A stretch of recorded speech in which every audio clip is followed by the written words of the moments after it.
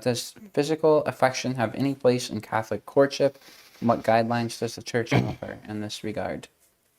So, can a young man and a young woman who are romantically interested in each other, can they display that affection in any way? Is that the point? That physically they can. I mean, in the old days, holding hands was considered to be, kind of a standard, and pretty much as far as anyone would go in honest courtship. The question is, well, what about a goodnight kiss? Well, a peck on the cheek is one thing that shows affection.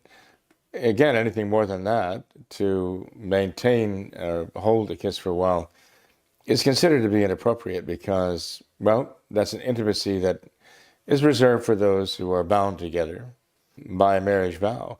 Anything that would excite the passions to desire more intimacy, anything, I'll put it that way, anything that would naturally excite the natural human passions to desire more intimacy would be wrong. Okay, so holding hands or giving as they say, a peck on the cheek, a brief kiss, ordinarily would not necessarily affect most young people to immediately turn their thoughts to other forbidden intimacies. Let's say if there's someone who's so sensitive that it did have that effect on them, they'd have to avoid that. Because, again, anything that would excite the passions for such intimacies must be avoided until the people are married. Once they're married, they've vowed to God and each other that they will be faithful to each other as long as they live. Then and only then are they entitled to the intimacies that would, again, seek more gratification, which would naturally lead to, the intimacies required to bring children into the world. So they have to be very careful about that. It's easy for young people at any time, but especially in our day, where it's considered to be not only normal and natural, but desirable, to become very, very passionately involved with each other, very intimate, beyond romance. I mean, we're talking about very, serious intimacies that involve things that only married couples should be doing. That is considered to be normal today. It is not normal. It is an abuse and a perversion of the relationship, and all too often reduces their interest in each other to mere lust. And lust is the opposite of love. Love gives. It gives of itself. It desires the good of the other person. Lust takes for one's own gratification, and even at the expense of the other. Love gives at the expense of oneself. That's why true love enables a person to practice restraint of what they will not do and will not say that would be damaging or hurtful to the other person.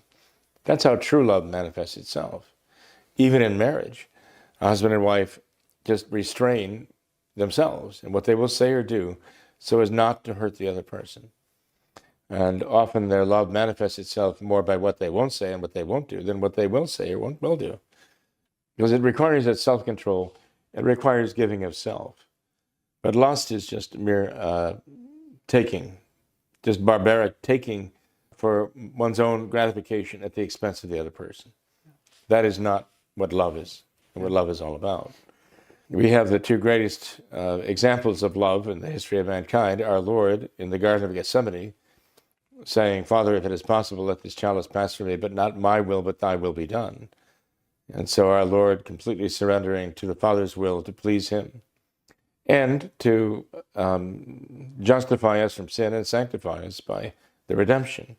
And then Our Lady, even at the wedding feast of Cana, asking our Lord to begin the road to Calvary for our sakes, which she did by asking him to work the first public miracle. That was a third of the epiphanies by which our Lord manifested his power.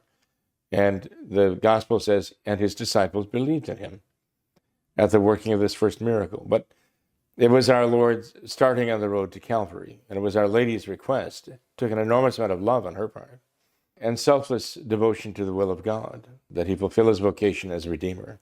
She could have clung to him as her son and as her God in her home, but she was willing to subordinate that to God's will and his mission of redeeming mankind, us sinners. So again, it was a great act of love on Our Lady's part.